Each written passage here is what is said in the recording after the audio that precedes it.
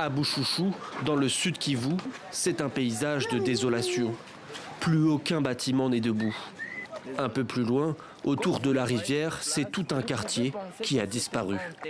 Les pluies diluviennes dans le territoire de Kalehe ont engendré des inondations et de gigantesques glissements de terrain. Certains habitants tentent de récupérer le peu qu'il reste de leur maison. D'autres recherchent encore des survivants, mais ils ne se font pas beaucoup d'illusions. Des dizaines sont déjà morts. La rivière a complètement coupé la route. Nous ne pouvions plus passer. Alors nous avons pris la pirogue et nous avons traversé jusqu'au lac. Dans ma famille, j'ai perdu 3 personnes et tous leurs enfants. Le premier est mort avec ses 5 enfants. Le deuxième est mort avec ses 6 enfants. Le troisième est mort avec ses 3 enfants.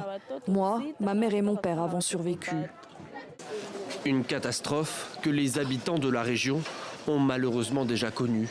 Sur ces terres riches mais friables, les fortes pluies provoquent des drames à répétition.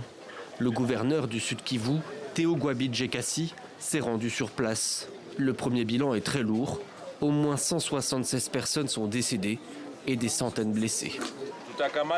Nous allons établir les listes de toutes les familles qui ont été touchées pour nous permettre d'enterrer rapidement nos compatriotes qui ont perdu la vie aujourd'hui.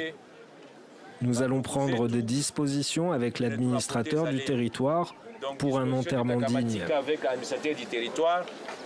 Une fois identifiés, tous les blessés seront transférés à Bukavu dans les centres de santé pour leur prise en charge.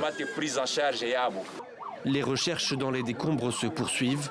Cette catastrophe est une des plus meurtrières de ces dernières années.